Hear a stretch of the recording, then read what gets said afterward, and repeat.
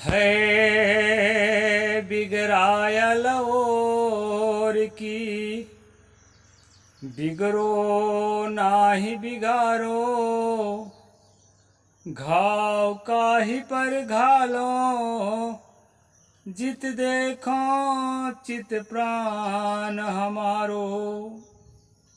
नमस्कार दोस्तों, मैं अविनाश दास रेशनल कबीर यूट्यूब चैनल में आप सबका हार्दिक स्वागत करता हूं। दोस्तों, सतगुरु कबीर साहब की दो पंक्तियां मैंने बोली, है बिगड़ायल और की, बिगड़ो नाही बिगारो, घाव काहि पर घालो, जित देखो तित प्राण हमारो। दोस्तों, ये बहुत ही मार्मिक है। सतगुरु ने कहा, पहले से ही हालत बिगड़ी हुई है, पहले से ही दशा बिगड़ी हुई है, पहले से ही बुद्धि बिगड़ी हुई है। अशिक्षा में, गरीबी में, बदहाली में पहले से ही डूबा हुआ है। उसको और उसी ओर मत झोंको। जो गिरा हुआ है, जो उठ नहीं सक रहा है, अगर इंसान का दिल धड़कता है ना आपके अंदर, उसके बगल से अगर आप गुजर रहे हैं तो आपका पहला फर्ज है कि बाह पकड़ उसको उठाओ। और अगर उसको वहीं कुचल देना चाहते हो, वहीं नष्ट कर देना चाहते हो, जबकि वो दुश्मन भी नहीं है, तो सोचो तो भरा, कौन सा दिल आपके हृदय में धड़क रहा है? मनुष्य का दिल, शैतान का दिल या हैवान का दिल? साथियों, सतगुरु ने कहा है बिगड़ायल और की। और का मतलब होता है शुरू, कहते हैं ना और छोर। शुरू से ही जिसकी दशा बिगड़ी हुई है, शोषित है, वंचित है, दलित है, ऐसे आदमी के प्रति हमारा कर्तव्य क्या बनता है? जो लोग कमेंट भी लोग मुझे गाली लिख लिख कर भेजते हैं, उन लोगों के लिए मैं खास ये वीडियो बना रहा हूं कि आप किसके पक्षधर हैं, मनुष्यता के पक्षधर हैं कि हैवानियत के पक्षधर हैं। मैं जो आवाज उठा रहा हूं, आदमी के दिल में आदमी की धड़कन हो, हमारे अंदर दया की भाव हो, करुणा की भाव हो, परोपकारिता का भाव हो, गिरे हुए को उठाने का भाव हो, सहयोग का भाव हो। इसके प्रयास में मैं आवाज उठाता हूं। तो मैं कैसे समाज के लिए नुकसान पहुंचा रहा हूं, ये साबित भी तो करना होगा ना। साथियों, ये जो छुआछूत की बीमारी है, ये जो सामंतवाद और निर्धनों के बीच की खाई है, ये जो मेल और फीमेल के बीच की जो डिस्क्रिमिनेशन है, इसकी लड़ाई अगर कोई लड़ रहा है तो कैसे वो मानवता के खिलाफ हो सकता है? और ये लड़ाई बहुत पुरानी है, आज हम शुरू नहीं कर रहे हैं। जिसके भी दिल में मनुष्य की धड़कन होगी, वो सब इस मूवमेंट के साथ खड़े होंगे। ये वैचारिक मूवमेंट है, ये कोई भाला बर्छी तो बंदूक का मूवमेंट नहीं है। हमें देश के एक एक नागरिक को, जैसे कुटुंब में ना ये लोग जो ढोंग करते हैं, उदार चरिता नाम तू वसुधैव कुटुंबकम, ये ढोंग है, ढोंग। पूरा संसार ही हमारा कुटुंब है कह रहे हैं, और अपने घर के बगल में एक आदमी भूखा मर रहा है, उसके लिए एक रोटी नहीं है। पूरा संसार को चले हैं कुटुंब बनाने के लिए। देखो, झूठी वादा झूठा फरमान लिखने से, भाषण करने से सच्चाई नहीं छुप जाएगी।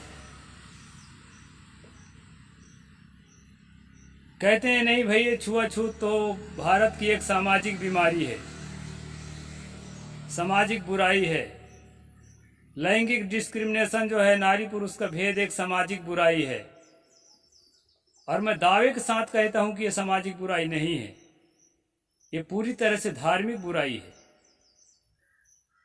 जिनको आप धर्म ग्रंथ कहते हैं, धर्म की किताब कहते हैं, उसमें इन बातों का जस्टिफाई किया है। अभी जो मैंने पिछले 2 दिन की मनुस्मृति पर स्ट्रीम किया हूं, एक दिन के स्ट्रीम में ये बताया था कि जहां पर दलितों की संख्या ज्यादा हो, जहां शूद्र ओबीसी का शासन हो, ऐसे देश को छोड़कर चले जाना चाहिए। उसके लिए मैंने शर्त रखी थी कि वर्तमान में लगभग 10 साल से शूद्र का शासन है भारत में। राष्ट्रपति भी अति शूद्र है और प्रधानमंत्री भी शूद्र है। कई प्रांतों के सीएम भी, चीफ मिनिस्टर भी, और कई प्रांतों के जो प्रेसिडेंट हैं, राज्यपाल हैं, वो भी शूद्र हैं। एसटी हैं, एससी हैं, ओबीसी तो है ही कम से कम। तो इनके राज्य क्षेत्रों में रहने वाले कितने पक्के हिंदू के औलाद हैं, पक्के अपने धार्मिक, जिसको कहते हैं बुराई नहीं है, ये तो धार्मिक मान्यता है, सनातन है हमारा। ऐसे कहने वाले लोग कितने बोरिया बिस्तर बांध के भागे हैं भारत से बाहर, ये मैंने सवाल उठाया था। फिर जो है इसके बाद दूसरे दिन के स्ट्रीम में, आप पूरा स्ट्रीम देखिए, अगला पिछला, इसके बाद स्ट्रीम कमेंट में गाली लिखने के पूरे हकदार हैं। दूसरा दिन मैंने ये बताया कि ब्राह्मण को नया कपड़ा पहनना चाहिए, ताज़ा भोजन करना चाहिए, दूसरे के उपयोग किया हुआ कमंडल या कोई भी उपयोगी वस्तु जो है अपने उपयोग में नहीं लेना चाहिए। वहीं दूसरी ओर जो है शूद्रों के लिए उन्होंने कहा, ओबीसियों के लिए, कि उन्हें हमेशा झूठा ही भोजन दो, उतारे हुए कपड़े ही दो, सोने के लिए पैरा ही दो, वस्त्र उपयोग के अन्य चीजें भी फटी पुरानी टूटे फूटे दे दो। तो ये जो है सामाजिक बुराई कैसे है, ये तो धार्मिक किताबों में जस्टिफाई किया हुआ है। इसको कैसे धार्मिक सामाजिक बुराई आप कहते हैं? सामाजिक बुराई हो ही नहीं सकता, ना राजनीतिक बुराई नहीं है, ये धार्मिक बुराई है। सतगुरु कबीर साहेब का मूवमेंट एक करुणा का, एक दया का मूवमेंट था। इस बात का मैं दावा करता हूं, क्योंकि सतगुरु कबीर साहेब के साहित्य में जो मूल साहित्य है, जो बदमाशों द्वारा बाद में मिलावट इधर उधर किया गया है, उसके मैं दावा नहीं करता। लेकिन जो हमारे कबीर संस्थाओं से, किसी भी शाखा से, मैं नहीं कहता कि पारक सिद्धांत से, चाहे वो देववादी, चाहे ईश्वरवादी, कई प्रकार शाखाएं हैं कबीर पंथ में, किसी भी शाखा से प्रकाशित किसी भी किताब में इस तरह का डिस्क्रिमिनेशन कोई निकाल दे तो मैं आज कबीर पंथ को त्याग दूंगा। इसलिए मैं दावे के साथ कहता हूं, सतगुरु कबीर साहिब का जो मूवमेंट है वो दया और करुणा का है। मनुष्य के तरह मनुष्य के अंदर दिल धड़कना चाहिए, इस बात के लिए है। और इसके जस्ट अपोजिट, जिसको लोग कहते हैं ये सनातन है, सनातन है, ये था, है और रहेगा, इसको हम चलाएंगे ही, ऐसे कहने वाले, जिनको अपना प्रमाणिक किताब मानते हैं, वेद मानते हैं, गीता मानते हैं, रामायण मानते हैं, मनुस्मृति मानते हैं, उन किताबों में सारे डिस्क्रिमिनेंस को जो है, सारे भेदभाव को जो है जस्टिफाई किया है, सही ठहराने का प्रयास किया है।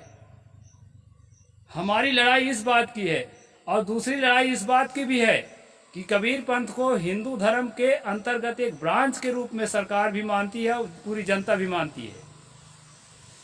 अगर आधिकारिक रूप से राष्ट्रपति, प्रधानमंत्री और सुप्रीम कोर्ट के चीफ जस्टिस ये आदेश जारी कर दें कि कबीर पंथ का हिंदुत्व से कोई लेना देना नहीं, ये स्वतंत्र धर्म है। अगर ये घोषणा कर देते हैं दोस्तों, मैं चैलेंज के साथ कहता हूं, इन किताबों को मैं छूऊंगा नहीं, न मनुस्मृति को छूऊंगा, न रामायण को, न गीता को, न किसी वेद को, न किसी उपनिषद को, किसी किताब को हाथ नहीं लगाऊंगा, उस पर कोई एक शब्द पर बात नहीं करूंगा। शर्त यह है कि घोषणा कर दिया जाए।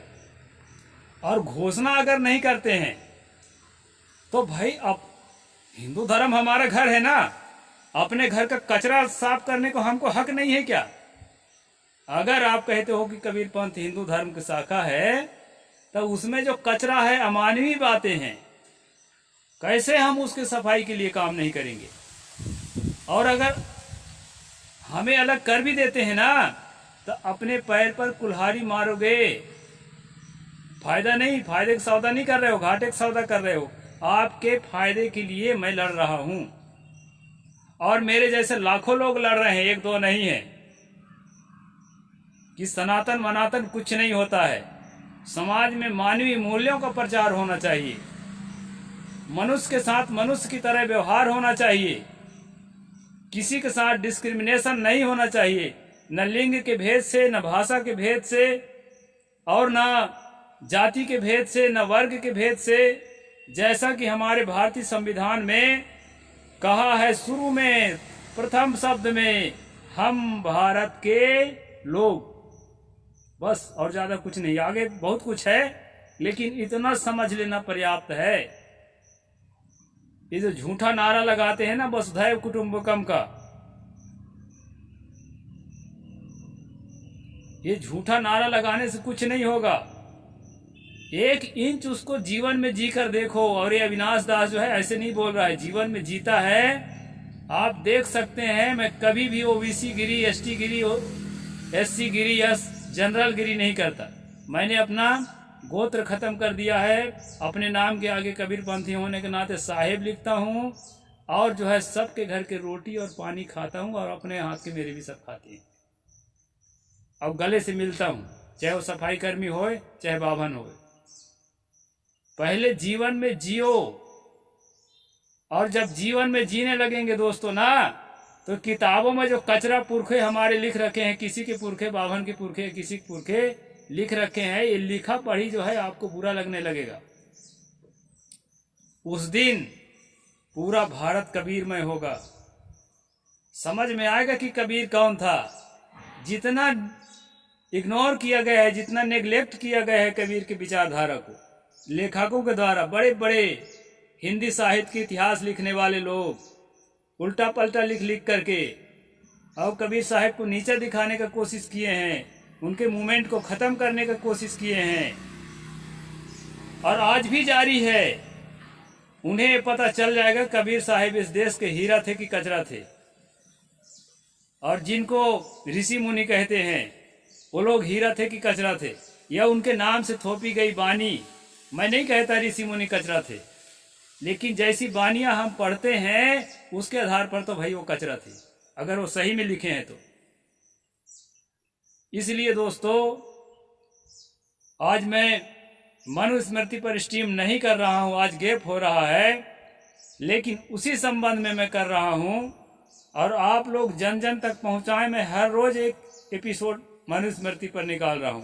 इसमें मेरा जरा भी उद्देश्य नहीं है कि किसी वर्ग को, किसी वर्ण को, किसी समुदाय को मैं नीचा दिखाने का कोशिश करता हूं।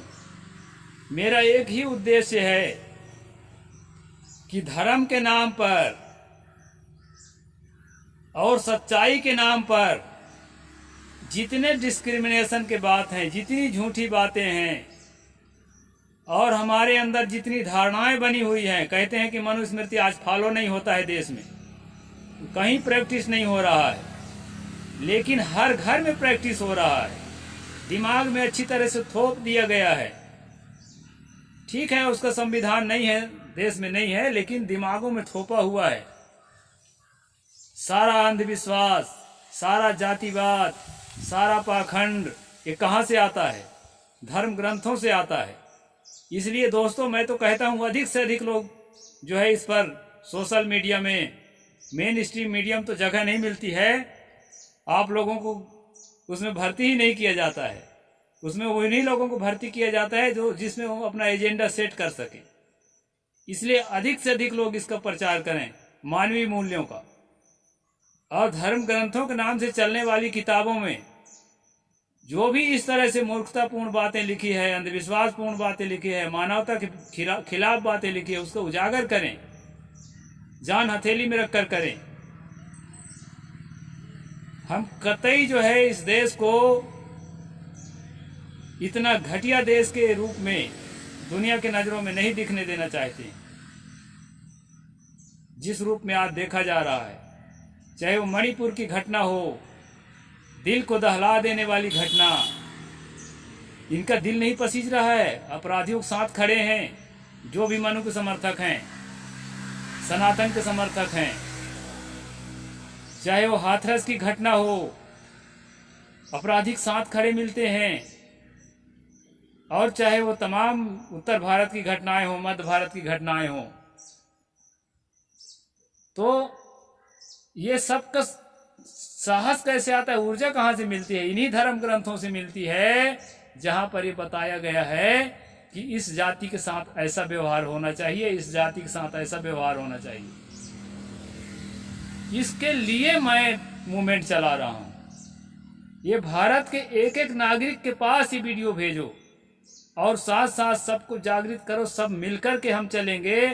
अब इस देश को सचमुच एक विश्व गुरु की तरह अपने आचरण में करके दिखा सकेंगे। हमारी अगली पीढ़ी ऐसा होकर दिखाएगी, दया के नाम से, करुणा के नाम से, प्रेम के नाम से हम लोग अपने आचरण में ऐसा ढाल करके समाज के सामने और दुनिया के सामने प्रस्तुत हों।